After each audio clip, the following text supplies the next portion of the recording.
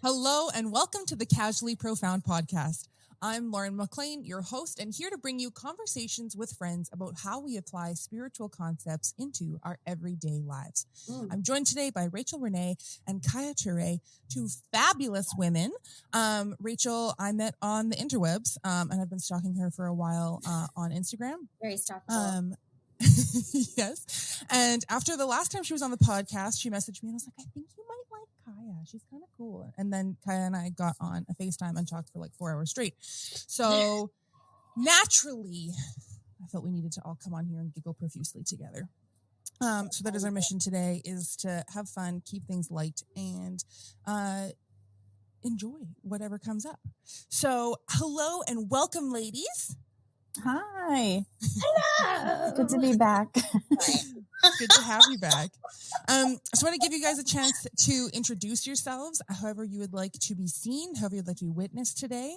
Kaiia, would you like to take us away? I sure would.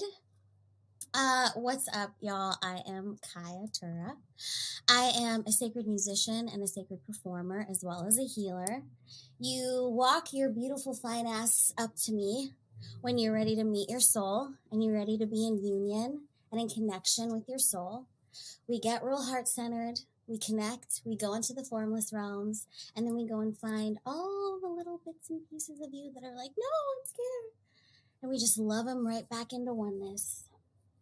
So then you just live your dreams. You just live your dreams, baby.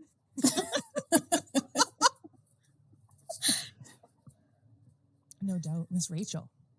I don't have as eloquent as an intro, but I would say I am, internet. I try to be like an internet memer, comedian / I work in tech, use this big old Aquarius brain all day. And then I'm trying to just dive deeper into my practice of doing psychic readings with the additional language of tarot. And I am trying to develop right now a more trauma-informed approach to tarot readings, because I think a lot of the language could be adjusted to, take a lot of the shame and fear out of it. So that's what I'm working on right now.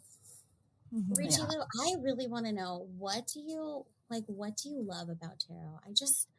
I love when you read, your voice goes into this it's like your prophetic voice.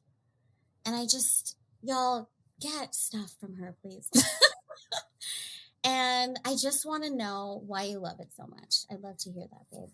I think that I have such a love relationship with it because it was honestly the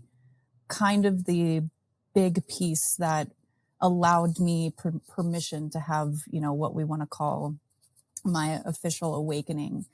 I was a very psychic and telepathic little kid, but that was very much discouraged in the bubble that I grew up in. So around the time that I was having like my kind of, spiritual awakening / mental breakdown, it was like the thing that I turned to just to know that there was something outside of myself that was listening, that was actually, the things that I was feeling were being reflected in the cards. And it kind of, freaked me out a little bit, but it was also that confirmation of like, okay, I might be, quote, look like I'm losing it on the outside, but there's some confirmation here that something outside of myself. And especially at that time, I would probably consider myself to be pretty, atheist or agnostic. So I just felt like there was no purpose in anything / no one else listening. So I think that's where my love relationship started, with the deck of cards. Damn, that's beautiful. I can totally relate to that. Mm-hmm. And do you read within the Rider-Waite tradition? I try to read, like I have a couple of things that I reference, but I mostly read into like more intuitively. And I try to read things from love, career, finances based on the question being asked. And that's been really helpful too, because a lot of times, it can still stir up fear, when you see like a certain card and you're like, fuck, that's not what I wanted. But then if you try to see it from a different, almost like category or lens, I'm like, okay, well, from finances, this tower makes sense. Like I might not be having like a complete tower moment in everything in my life, but finances, yeah. Okay. So yeah, I'm definitely, I wouldn't say that I am like, classically trained, but, I'm trying to find a new way to read it in general. Mm-hmm.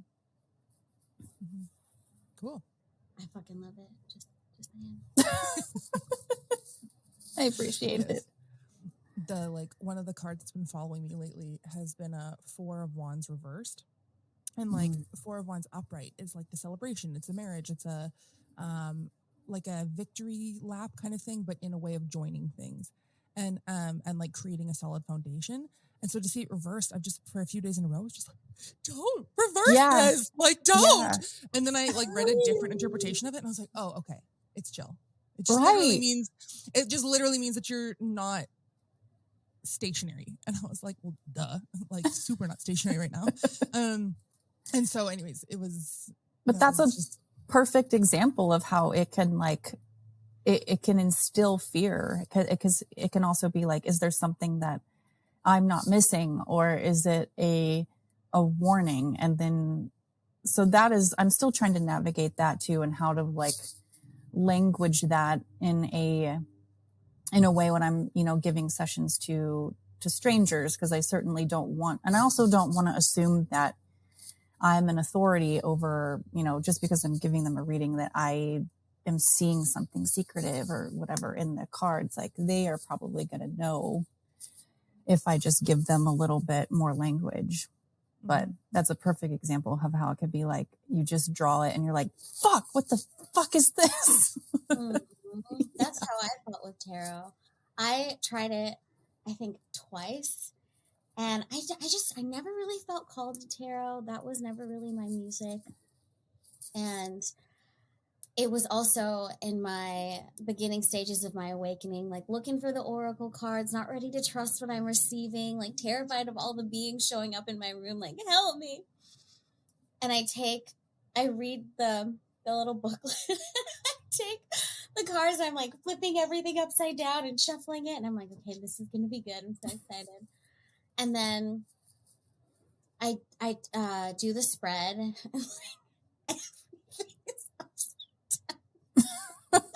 And I got so scared. I was like, I hate tarot. This is just scorned it off for the rest of my life. But I definitely have respect for the ancient alchemy of it. And I think it really does take a specific, I don't know, there's something very specific about genuine tarot readers. Not to say that all tarot readers are not genuine. We all are on different spots in our journey, and they're all relevant and important.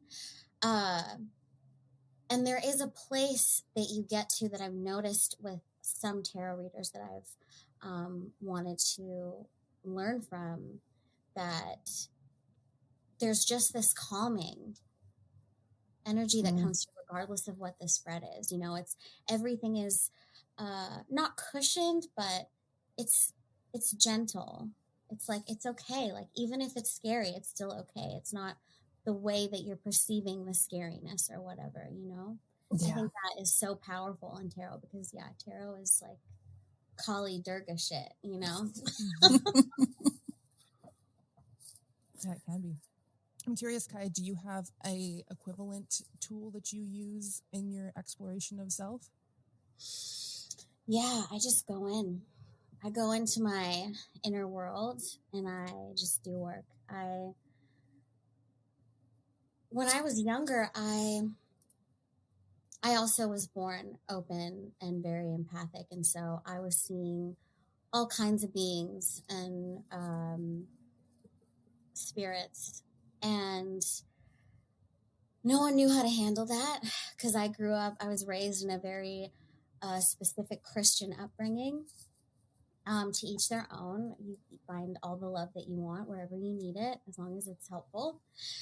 And it didn't work for me, and it kind of made me scared of my gifts and my openness and awareness. And so I tried to get rid of it. Didn't work at all.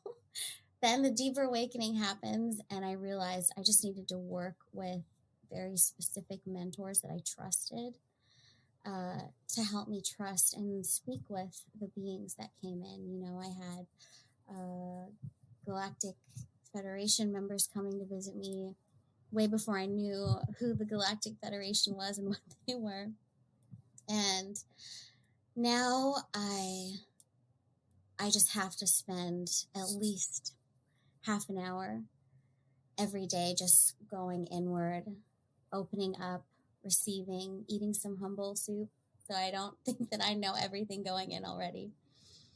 And then masters will step forward. I'm currently working with the beloved Sri Yukteswar, who is an absolutely amazing guru.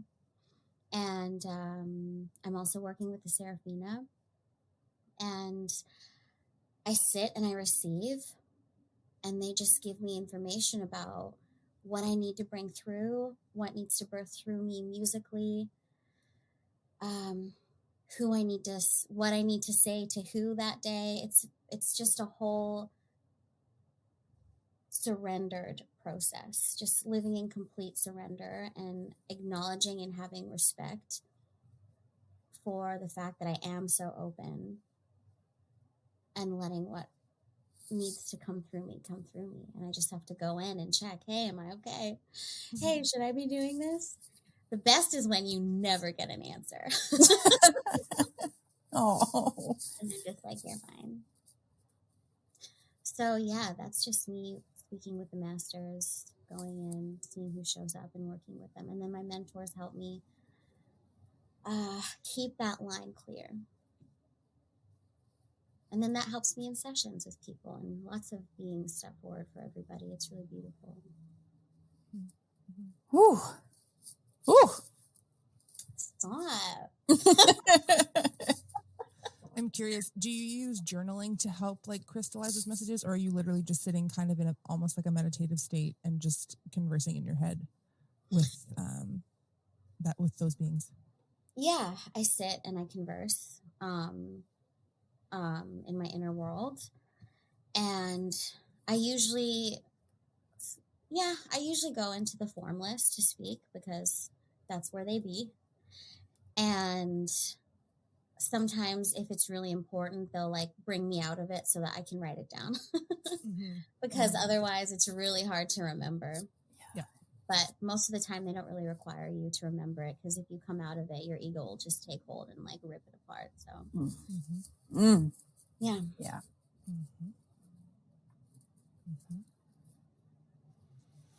Okay, so you guys have both spoken very poignantly about these tools that you use, and I've definitely found myself questioning in the last few days here over the Aquarius new moon, kind of what these tools literally do. And I mean, Rachel, you put it really poignantly how tarot helped pull you out of that like kind of hopeless place. And because I kind of took stock of my life as well and realized like I haven't had a daily practice in a long time. I used to have a daily practice with tarot and with oracle decks and that kind of thing, and found it really helpful in those seasons to be kind of a direction of like self-inquiry and stuff like that.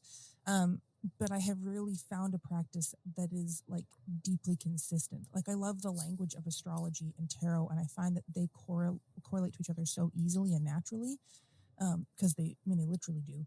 But the like this language that we use to describe our experiences, whether that be the language of tarot or astrology or messages from guides or that kind of thing.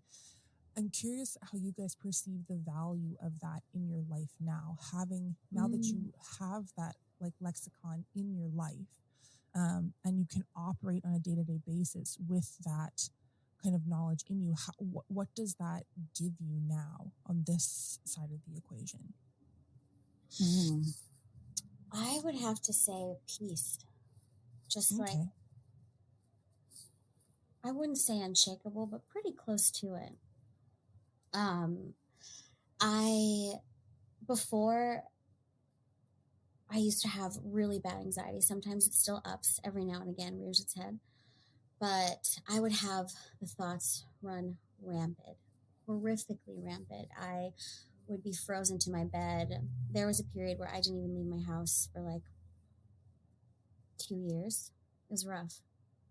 And I realized the more I started going in, the more I started choosing to listen to my soul and not the programmed rhetoric that as humans we naturally succumb to. The thoughts of not good enough, not whatever enough, irresponsible, all of the self-deprecating, judgmental thoughts. Every single human being on this planet has it. It is programmed in the air. It's a program, though. It's not real. It is a program. And not that makes it any easier. And when I started going inwards and sitting and getting quiet and just listening and receiving from my soul,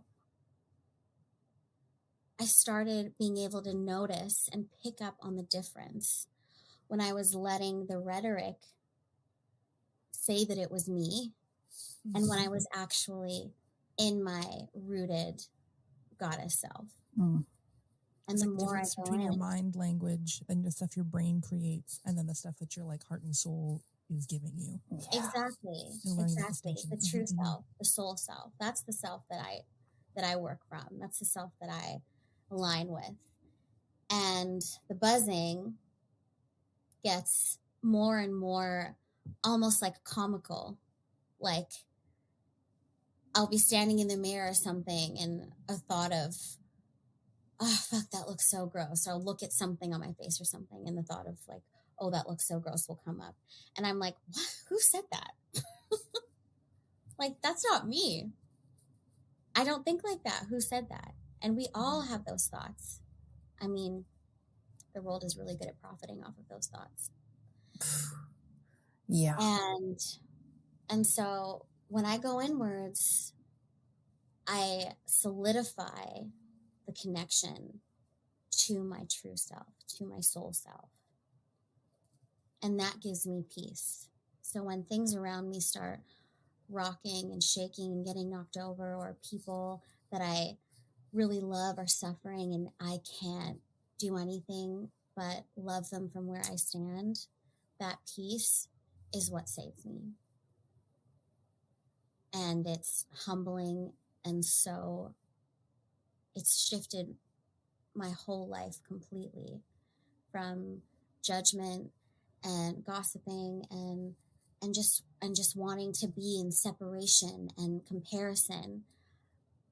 I shifted to compassion and curiosity, like you said at the beginning of the podcast. You know, it's so powerful and so humbling. I can't stop using that word because fuck, it really is. It's such an honor. And yeah, that gave me that peace. It's inner peace.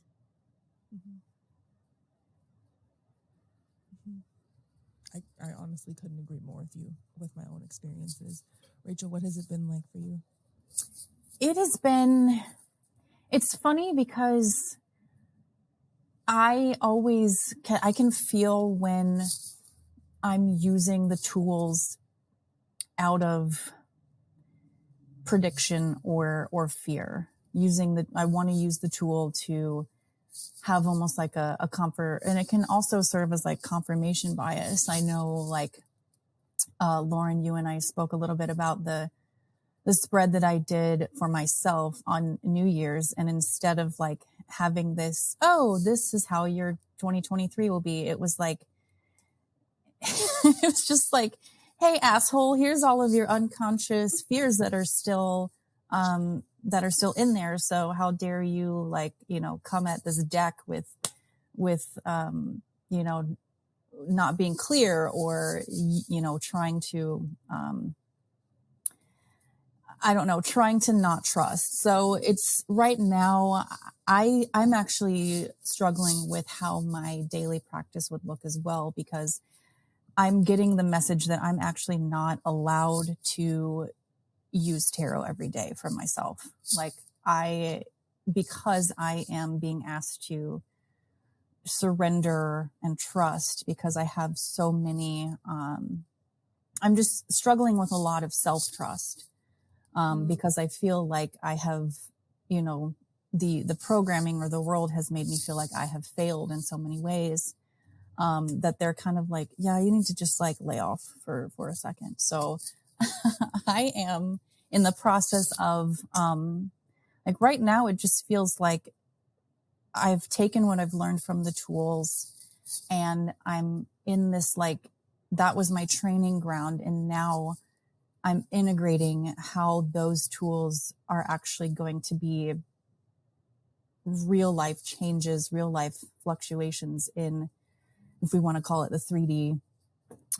So yeah, but I do feel like I still need like a daily something, you know, like a daily check-in, whether that's a guided meditation or just an hour of, you know, crying on the floor from stress. I mean, so I don't know. I know you posed the question, Lauren, so I'm curious to see how you are with, like, where you are with that too. I've been through what both of you guys have described. So with different tools and stuff that I've brought online, I've definitely been the person who has sought out 16 different things and thrown out 13 of them, and like that kind of thing. And so, and I really started picking up tools, I would say, in like 2015 in earnest. And so I've tried things like Reiki and Oracle cards and tarot and astrology and Akashic records and different intuitive healing and like blah, blah, blah. And with this, the one that I would say that I feel the most connected to is astrology. And I've noticed astrology and Akashic records are two of the big ones for me. And I've noticed that when I've gone through different stages with them. So I'll learn a chunk through reading, through a course, through some kind of, you know, kind of more formal method. I'll learn about what it is and then get really excited about it. And I'm like talking about it and applying it and regurgitating it. And it's often from that place of like, I'm just re-giving you what I have put in my mind space. And I'm just learning how to reference the written file.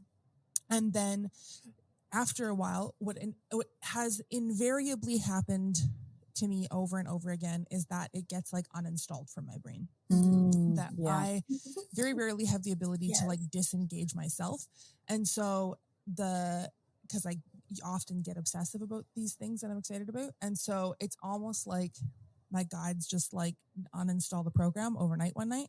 I'm certain that I've told this story before, but there was, with one of my astrology phases, I was working in retail at the time, and I would talk about it with anybody who would stand still long enough. And and then one day, one of my coworkers comes up to me and she's like, yeah, I'm kind of like considering moving, but like, I'm not really unsure. Like, what do you think like the astrology would say about this? Like, would this work for me? I was kind of like, I don't fucking know. Why are you asking me? And she's like, are you like, what? Is this a joke? And I was like, I don't know.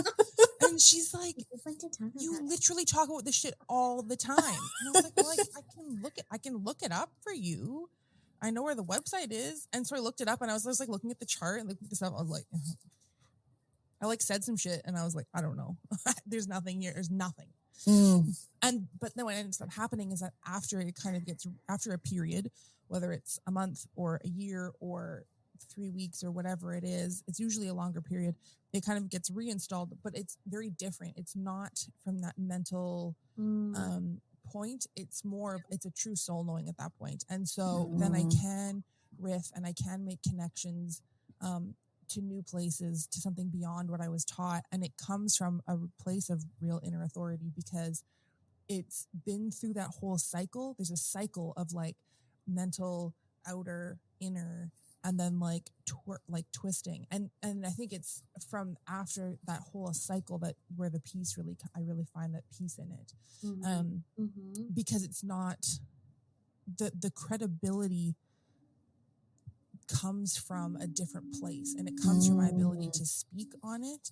And so I feel much more confident to just open my mouth and let whatever comes out.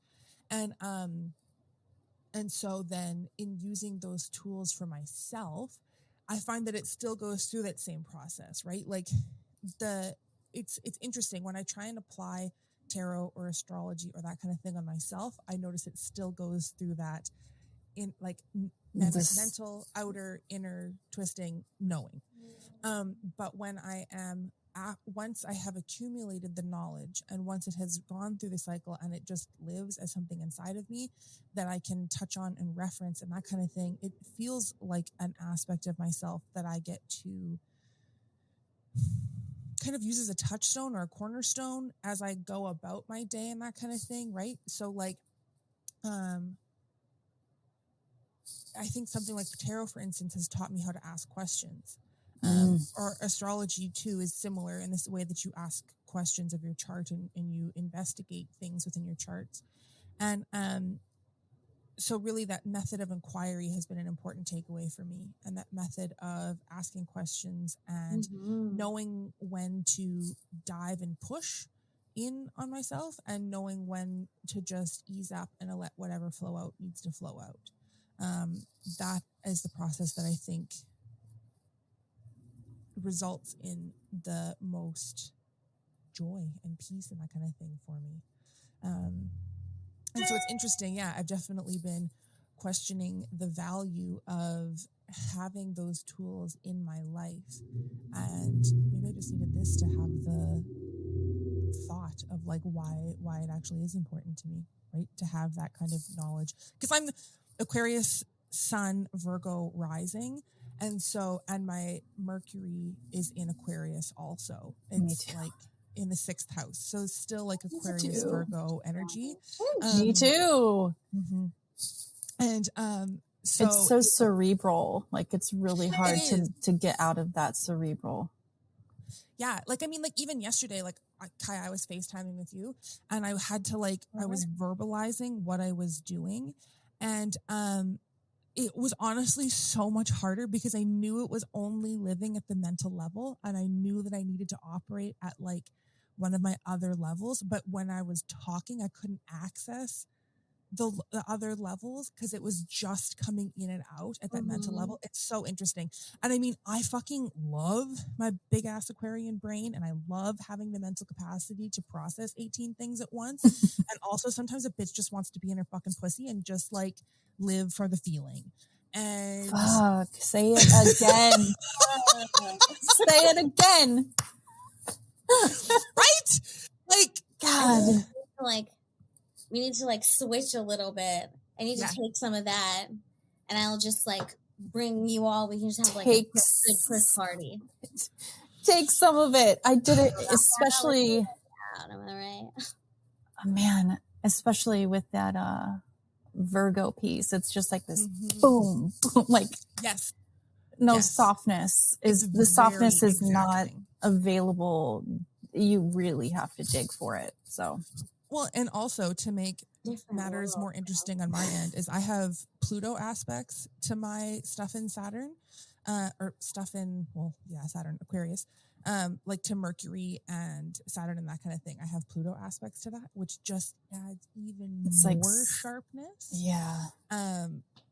Because like Pluto comes for blood always. Sky Daddy blood. For anybody else who's listening who has no idea what's going on. I am with you. Oh man, I love listening to Lauren speak astrology. I know, it's like boop bop, beep bop. See, this is one of the. You said Pluto. Pluto is a planet. It still is, right? Myself, yeah. Or they tried to kick it out. In school, Mercury was red. What's actually really fucking interesting is that astrology is actually based on 7 planets. So it was the Western astrology, which is what I practice, not Vedic or the 13th house or blah, blah, blah. Which probably make more sense. But anyways, I'm with Western astrology right now. And it was originally developed based on the planets you could see with the naked eye. And so it's only Mercury through Jupiter. And so Jupiter, is Saturn farther out? I forget. My very energetic mother just... I forget. I feel like I need to know that acronym. Like journaling out. It's my very energetic mother just ordered 9 pizzas. That's not right. I that one got installed incorrectly. Did you say it's the acronym? Pizza? What'd you say? Did you say pizza? I did. Okay. So okay, I was like, is there just like a new word? No, it's the acronym to remember the order of the planets. It's Mercury, Venus, Earth, Mars, my very energetic mother, Jupiter, Saturn. What's the acronym? Pluto. I honestly don't know. This has just been a She's clip of me completely butchering it. Oh, okay.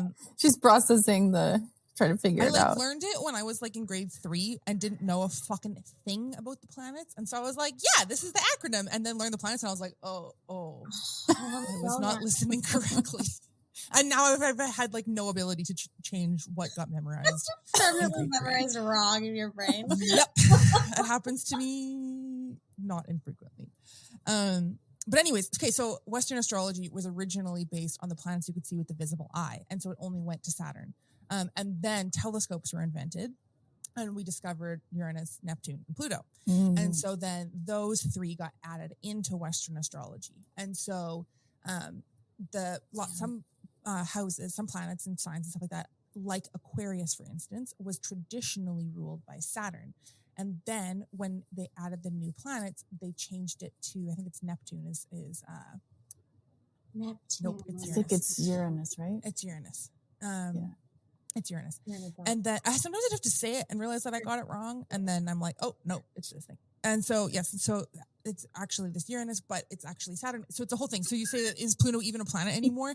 Pluto was never a planet. Pluto was never like part of the scene until some man was like, oh, look at this shiny thing. And then added it in and now we still talk about it. So who the fuck knows?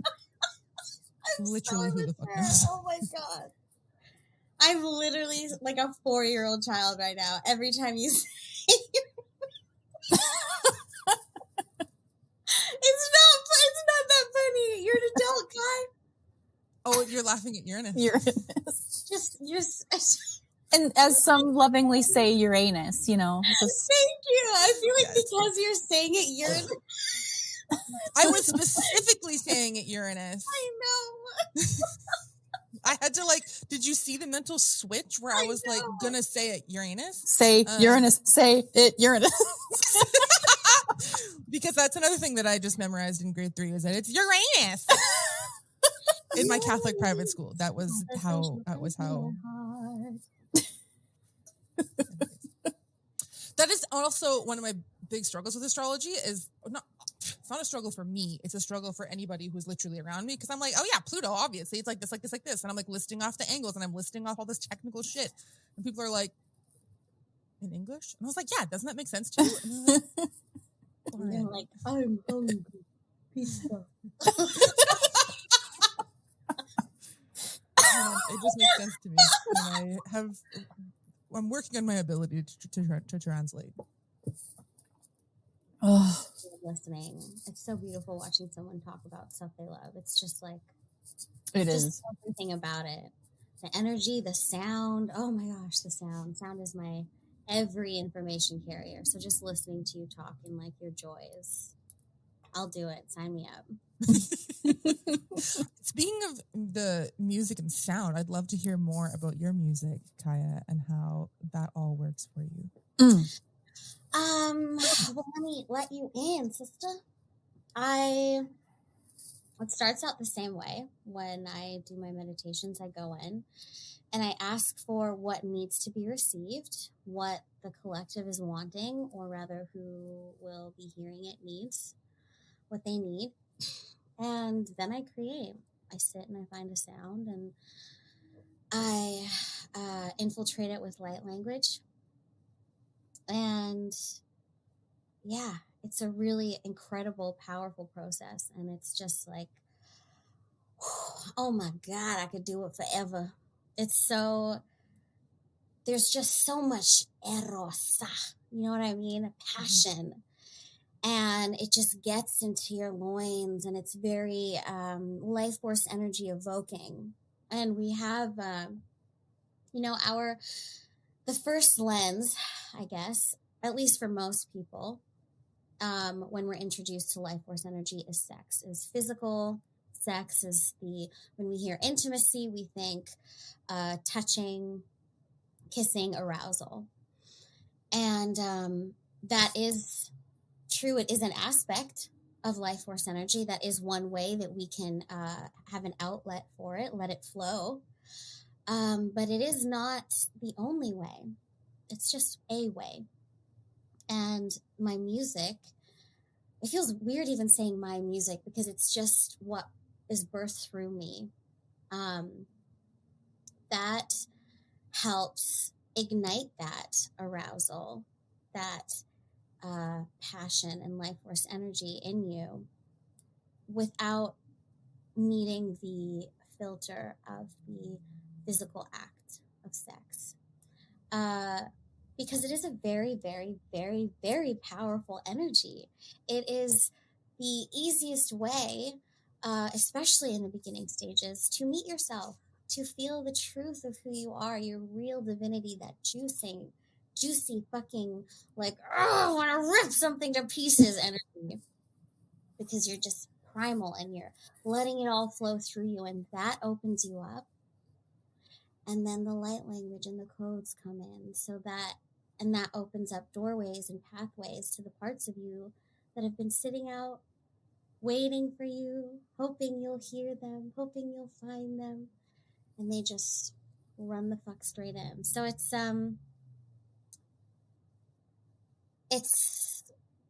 the individual sessions I do just on a much, much bigger scale.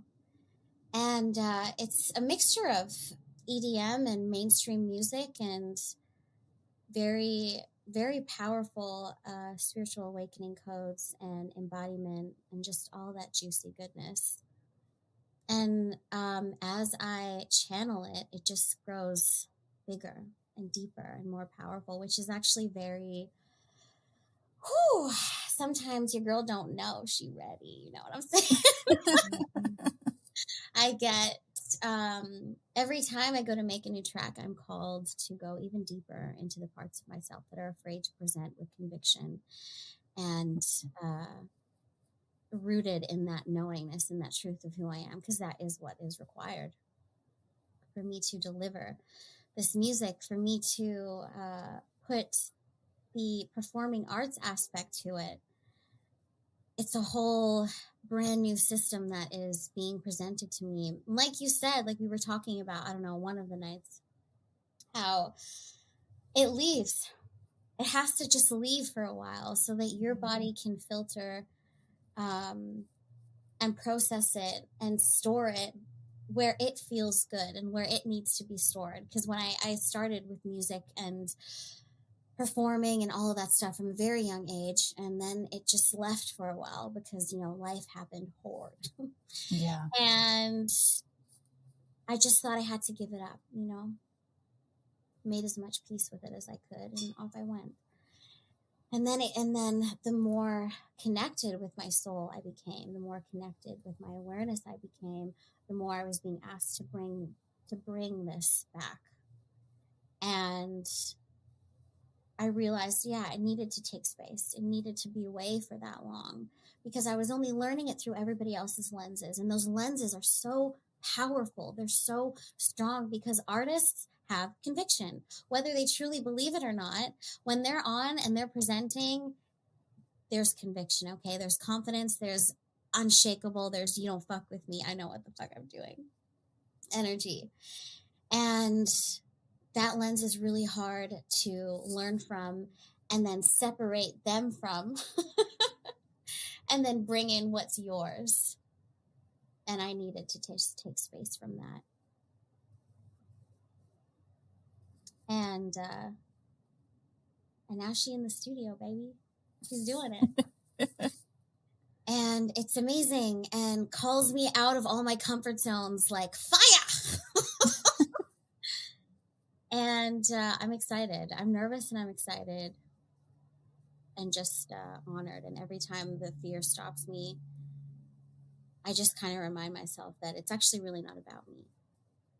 Mm-hmm. And I made choices and I came in with responsibility, and that's what I'm going to do. We're in it together, and this is my medicine that I'm here to bring, and it's my responsibility to do that.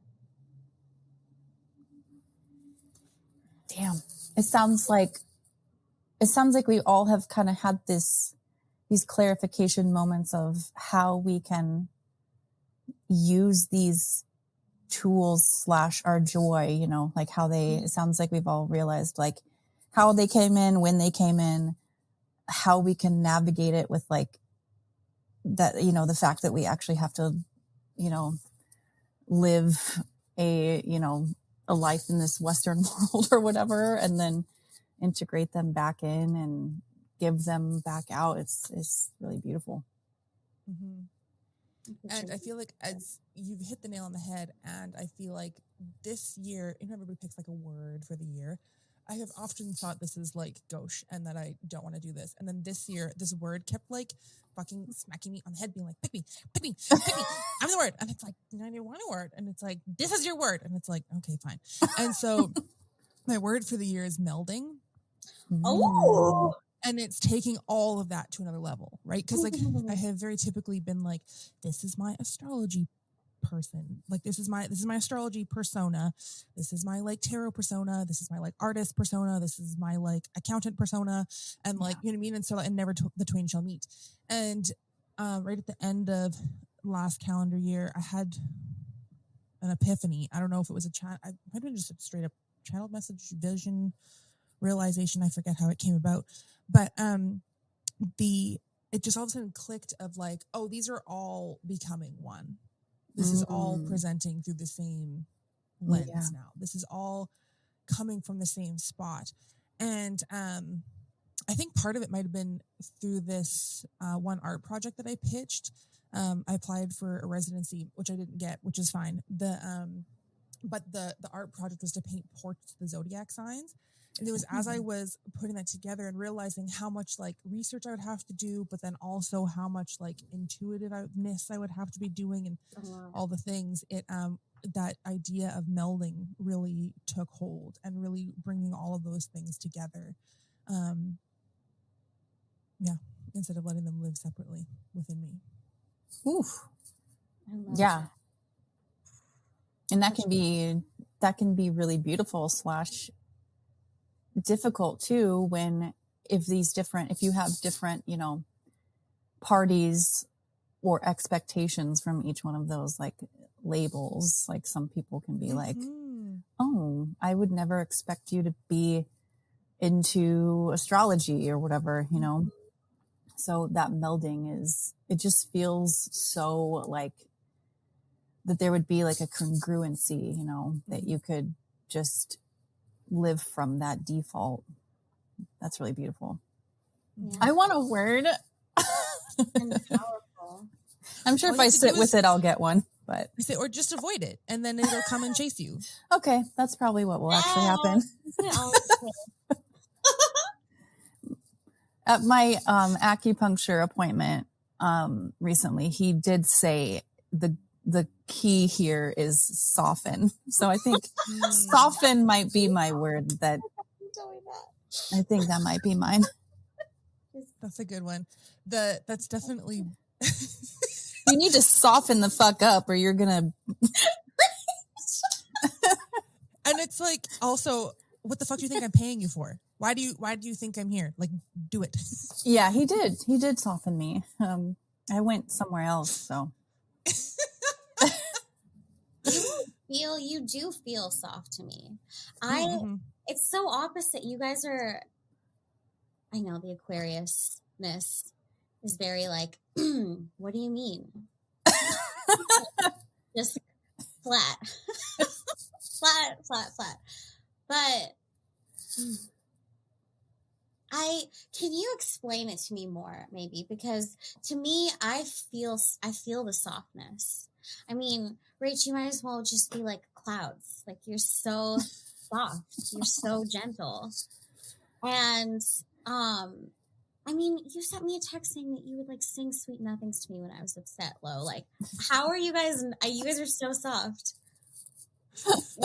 We also need to put into perspective here that you are a Virgo sun, and so like you're in the same range of vocabulary as we are. But the Aquariusness. Okay, so the Aquarius softness comes from the kind of broader perspective.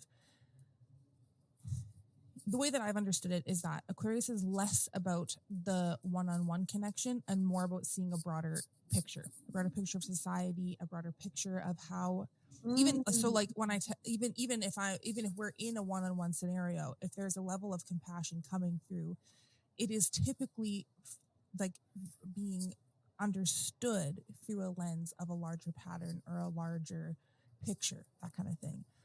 Whereas somebody like Cancer will say, is very one-on-one. That's 100% right here, 2 inches from each other, kind of intimacy. And also with the influence, so with astrology, there's the names of the houses, obviously they have different characteristics, but each house has an element and a direction assigned to it. And so Aquarius is air. The symbol is a water bearer, so most people think it's a water sign. It's super duper not. It's an air sign. And what's interesting is that the story of Aquarius, the actual mythology of where that name and everything comes from and where the water bearer comes from, is on Mount Olympus in Greek mythology. The gods had a human who was enchanted, I believe, to be immortal, and he literally served wines to the gods. He was so beautiful that the gods were like, fuck, we need one of him. And so they brought him up to Mount Olympus, and he was literally the water bearer. He served wine to all the gods. But being human, he was looking around the gods at Mount Olympus and was like, fuck these guys. These guys suck. They have all of this wealth and knowledge and beauty and like everything you could ever want. And humanity is down there suffering like so bad. And these guys up here are like what? Don't even notice. They don't care. They're not doing anything about it. And so he got pissed off. And I forget precisely what the story is, but it was something like he served them like sleeping potion instead of wine one night, and like took something from them or like gave their gifts to humanity, that kind of thing. And so this story of Aquarius is actually like, this archetype is actually about seeing the bigger picture through a lens of beauty and compassion. And it's not a personal thing, right? Like that story of the person who was the original water bearer, he's not thinking about himself. It's not his well-being. It's not his, however, it is his moral lens that is taking the front seat in that. And that's where the sharpness of Aquarius can come from, and where that sharpness of the analysis comes from. Because depending obviously on other placements, that like moral rightness can be quite affronting. And because of the Aquarius Saturnian nature, the Saturn will help set the rules for society. And so an Aquarius with the right combination of placements can often feel entitled to set their own rules for society. And so if they have a desire to live outside of what is currently being accepted by society, it can be very abrasive. because they think it's easy for them to think they have the moral high ground, and it's easy for them to think that they have analyzed everything that could be analyzed, and they see all of the things that can be seen. But there's very obviously a blind spot, right? Because I mean, there even could be blind spots pointed out in the Mount Olympus story, right? Like in the original archetype. And so Aquarius, it is compassionate, but because of that air signness to it. Oh, the other thing is that Aquarius is a fixed sign. So there's cardinal, fixed, and mutable. Cardinal energies like to start things. They like to start things off. Aries is a cardinal. They like to be explosive and start things and not finish things. Aquarius are fixed signs, like an Aquarius likes to see things through.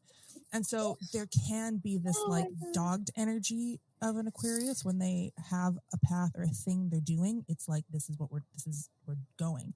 And so if they have set that sight on caring for someone, it can be quite relentless in that pursuit. Whereas a mutable sign, I think Gemini is one of the famous mutable signs. I could be getting that wrong, but their energy is, the purpose of it is to flip flop. The purpose of it is to shift and change and move and everything through a thing. So Aquarius is not like that. Aquarius is steadfast and steady and moves through and goes to completion in the same size and the same shape that it came in with. And so that's again where that like abrasiveness of an Aquarius can come in, is because you get on your high horse and you stay there. And God complex. God. Yes, it can be which there. is different than a God complex than like Sagittarius could easily is susceptible to a God complex as well. But they're a fire sign, and I forget what direction they are, but they're a fire sign, so it comes across in a very different way, right? There is more of that emotionalness, and so in that sense, it is common, like that passion and stuff like that is commonly received better by people when it comes on an emotional level, whereas that Aquarius compassion often comes on that kind of mental level, and so it can be received differently by different people, right? Definitely. Yeah, and on jumping off of that in like I guess a more helpful or positive way is like, maybe you feel the softness because like when I'm in it with somebody, like I am in it, like because I've decided, like this is going to be a ride or die situation, and like unless something like, and we also being fixed as well, like it would take a lot to switch up that dynamic. Like it would take like basically a complete betrayal for us to say I'm out. So like a lot of the fixed signs will just like be it's just the loyalty and like we are in this, like, and I think that's how we can kind of compensate for not being as like initially like, sweet squishy teddy bears, is that we're like, we might not be able to be very floral or like very, lofty in our communications with people, maybe like a different sign, but like we're there, and we aren't going to go away unless you explicitly say like, I need you to go. The loyalty of an Aquarius is a fucking different breed. Yeah. I'll tell you that for free. Tell you all this for free. Oh my gosh, well, what did you say to me the other day? You're like something on a bike, and I'm like, where the fuck? The saying is Christ on a bike. Yeah, on a bike. It's fucking brilliant. G Willikers, stick and a half. That comes from a book I read recently. It's this dark romance book. It's fucking brilliant. I cannot recommend it enough. It's called Blood Orange by Karina Halley. She's a Canadian author. Wait, what is it about? What is it? It's a dark fantasy romance. Ooh. Oh, don't even get me started. Okay. Not even do that. Karina Halley, ladies and gentlemen, for your dark fantasy romance. It's so good. Are you going to put it in the description? I absolutely can. Okay. I love it that much. I would love to see that. She's just she's a Kindle author, and so like you get her stuff on Kindle Unlimited. The series that I'm talking about, where the Christ in a Bike comes from, it's called Blood Orange. It's one of two. The second book isn't out yet, which kills me, but you know she'll get it out when she gets it out. And it's a retelling of the Dracula story. It's fucking top shelf shit. It is top shelf. I mean, the sex scenes alone are great, but there's actually like a plot and stuff like that. I love it. Anyways, she has this other series called The Underworld Gods. And the coolest thing is she makes a Spotify playlist for each of her books. And so like at the beginning of the book, there's a link to the playlist. I think we might actually be thinking about the same author. Sorry, keep talking. Okay, because and so like the playlists for these Underworld Gods books are so good. So they're based on Norse mythology of the underworld and the gods and stuff that go along with the Norse underworld. And it's this like dark fantasy romance between the god of death and this like human chick who, oh my. It is premium shit. And then like with the playlist is also phenomenal. Oh my God. It's so good. Stop. Oh, damn it. Are you thinking of the same author? No, it's not. I thought she just came out. The author that I was thinking of, I thought she just came out with a new book. And I was like, oh my God, my life makes sense. I know. This author, that I'm talking about, this Karina Halley, she's had 2 or 3 books that were set to be released like between like this winter kind of thing, and she's had to push back all the release dates, which like respect to her, she has her reasons. I also just love the characters that she's written, and so you're ready for it. I think I'm going to reread them actually. I actually want to be with kids that much. It's so good.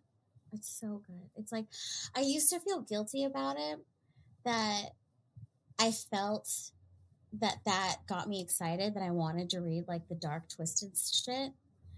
But after a while, and especially after working with people, I'm like, no, we all got it. Yeah. We all got it. And it's just because of the world we live in that everyone is like shamed into, this is what you're supposed to look like and think and feel and blah, blah, blah, blah, blah. But like, we all got the dirty, nasty, filthy, my friend. This came nowhere. We do.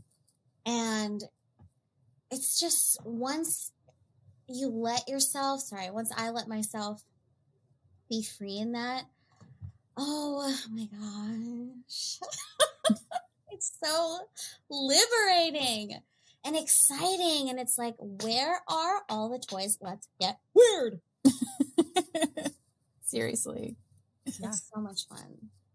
Just like, but then I also thought, because when you're reading the books, they have, it's usually the ones that I choose, like they're very dark and there's like murder and sex and all these things. And usually it's the guy who's basically just like a man version of a wolf, like just a werewolf, and he's just like blood and what is love? And then the woman is like, oh my gosh, I don't even know how to stand. And then they're like, they meet each other, and the evil dude is like, oh, you made me so mad, but I can't look away. And then the woman is like, oh my gosh, I'm terrified of you, but I think I could change. You know? And they get together, and it's this hot, steamy like thing of her saving and fixing him and bringing him back into love. And she's just forever protected because she's got this fucking demon with her all the time who just gives the best dick.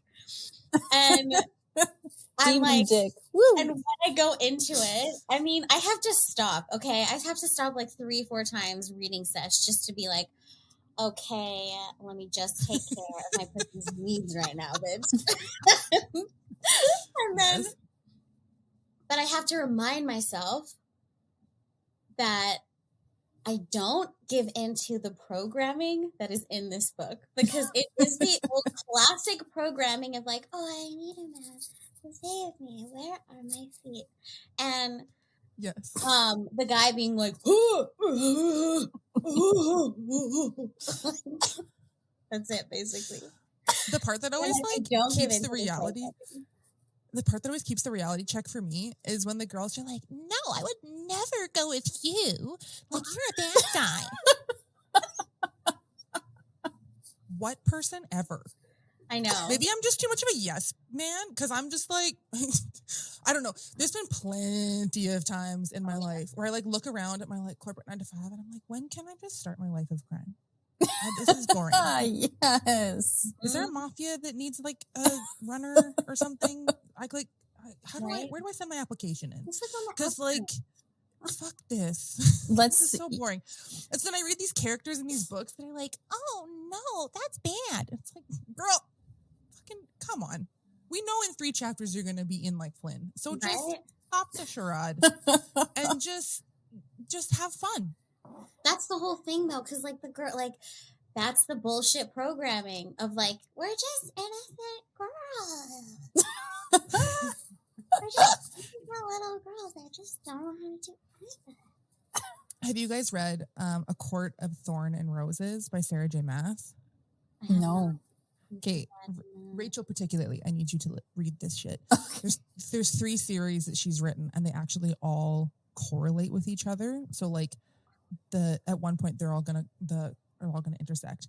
But I've heard several interpretations. So they're romance books, like fantasy romance books, high fantasy romance books. It's about fae, it's about magic, it's humans breeding with fae. Like it's all the good notes we love in a good fantasy romance. And there's a huge subtext of overcoming colonialism and kind of what the roads are that we take into, through, and out of it. And so that's why there's like the 3 series. Damn. And just woven into some romance magic. Okay. Totally. And so the way she uses the tropes and everything in the book. So like I've read a lot of shit, and so shit can be pretty predictable. This is the one series that has consistently fucked my brain over and over and over and over. Like every single chapter, I'm like, I would have never in 100 fucking million years guessed this. Oh shit. Okay. One of my other friends that I recommended it to had the plot guessed in 3 chapters. Some people's brains, because like it's unguessable. And she's like, oh no, it's gonna like be like this. And I was like, we're not even friends anymore. Never mind. We're supposed to fuck your brain. Yes. But anyways, it is a really good book. And there's this whole subtext because apparently Sarah J. Maas is a religious studies major. And so she has this all like mapped to religious. There's a lot of religious symbology within the books on their own. And so it's fascinating. It's a good, sexy, fun romp.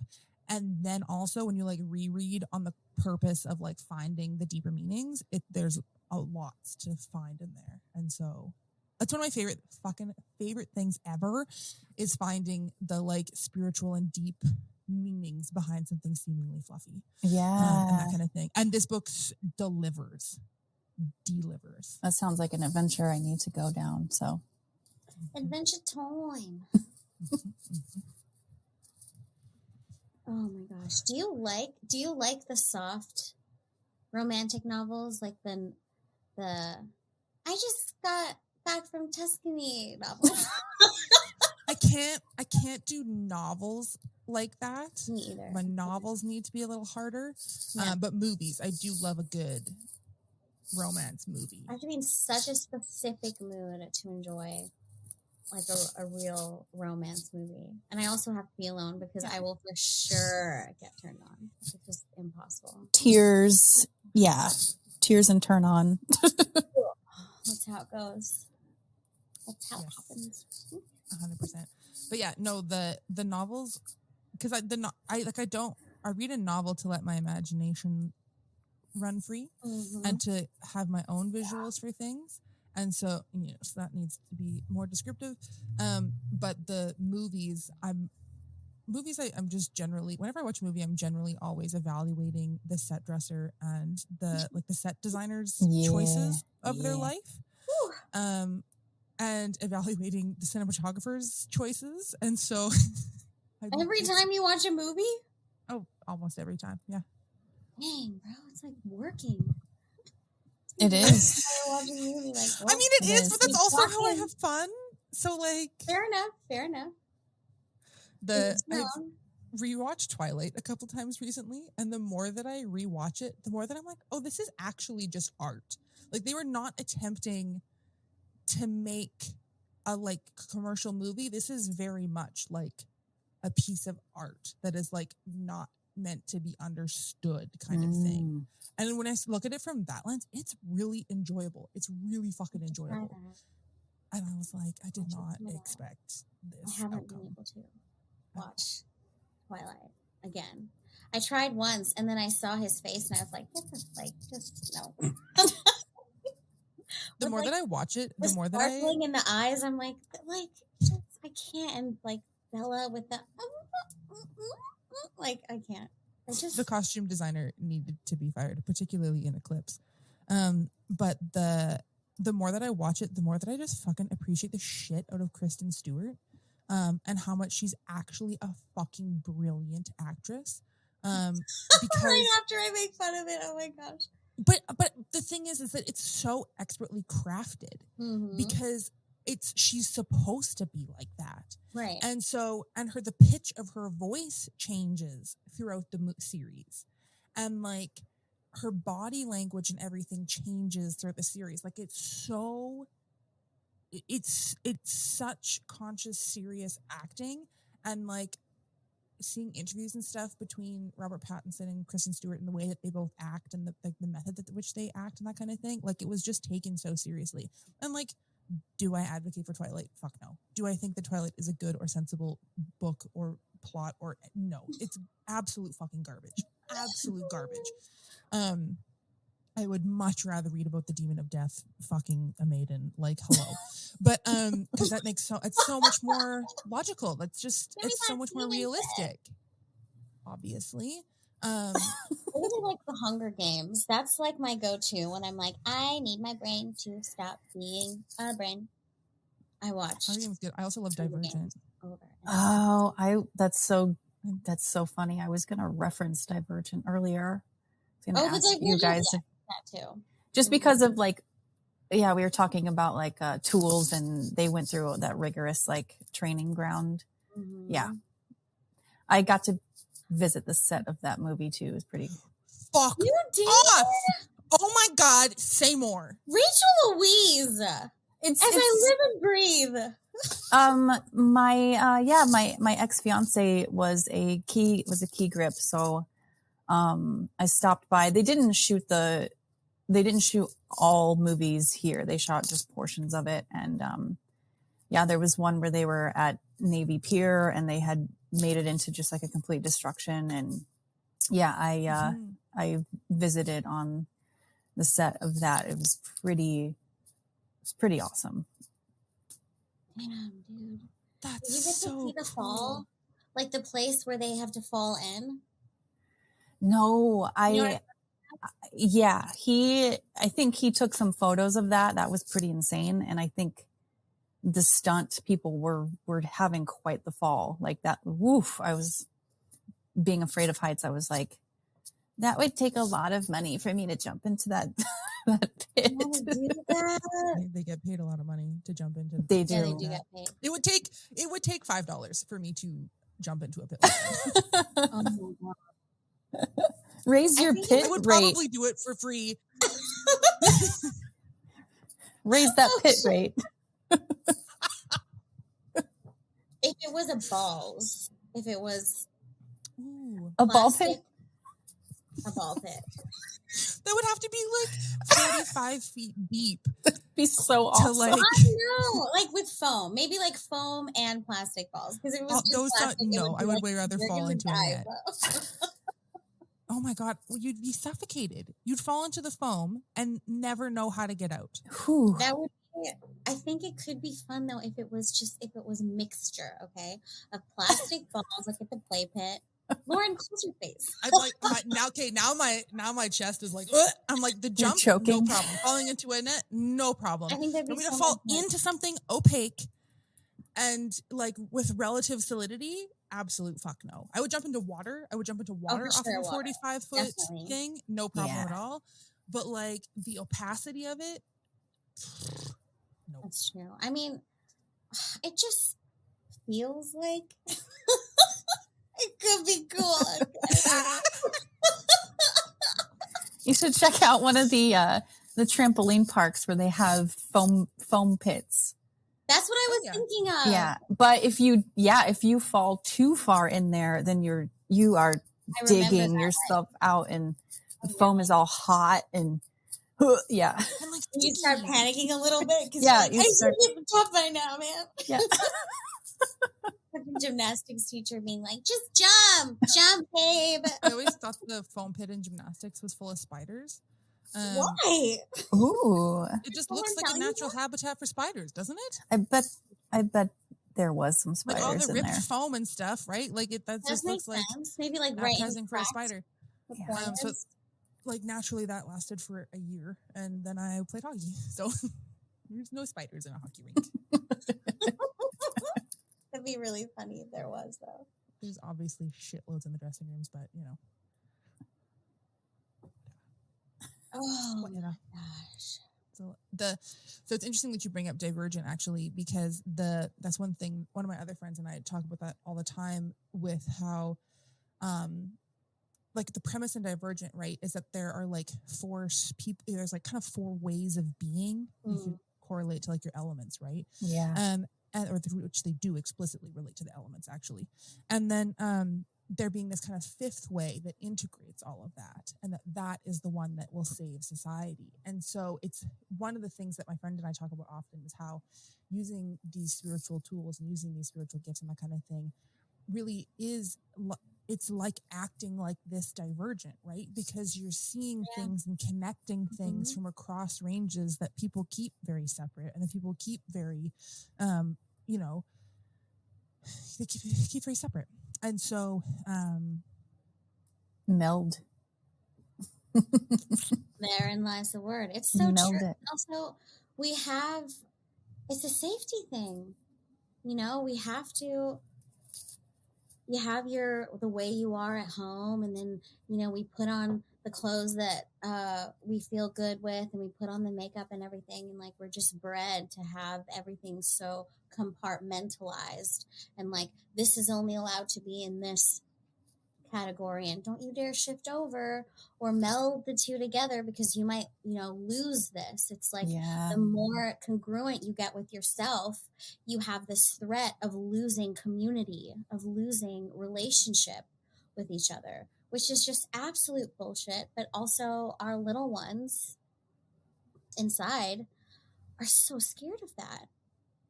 Yeah. But the more that we do it, the more that we just like chance it and like just take a chance, it works out in our favor. It really does. Like meld is such a beautiful word. Damn, Lauren.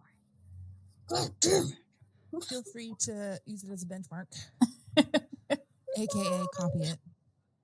Yeah, it is that fear of like, if we integrate all these parts, then, you know, we won't be accepted by, you know, whoever, family, acquaintances, coworkers. And then I think as you integrate more, meld more, and then you get older, it's just, you're like, okay, so I might lose some people, you know, and it's a very painful process, but it's like a self-betrayal if you don't. So it's tough. Yeah. I think too, I think the underlying story below all of that is that this belief that we are simply the sum of our parts, and that if we let go of a part, we will be less. There will be less of us overall. That, like, you know, you are true. You know, it's not just that you're losing a relationship or you're losing whatever. It's that you're losing a part of yourself that you'll never get back. Yeah, and which is obviously a dangerous story to hold, because I mean, as we've discovered through our own practices and tools and that kind of thing, there is so much more to living and life than existing. There's that other unquantifiable piece, which may actually be peace. And the right and It's all making sense now.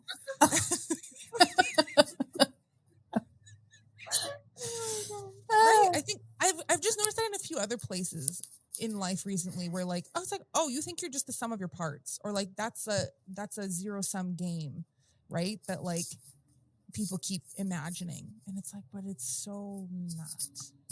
Yeah. Like just the parts they can see or the parts that they've deemed, well, I can only fit into this much. Yeah.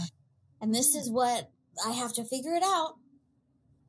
And it's so confining, but like you said, if we let it go, or rather actually, I feel like when you start coming out of separation, it does feel like you're letting it go, like you're losing a part of yourself. Mm-hmm. But in reality, you're making space for yourself. You're letting the space grow and get bigger and bigger and bigger, because the truth is the space is endless. It's limitless. Damn. Yes. And the part that you're letting go is the mental construction you used of yourself in order to gain validation or whatever feeling it is that you're looking for in life. And when you lose that mental construction that you think you need in order to receive whatever, you're able to actually just feel whatever is that you're looking for.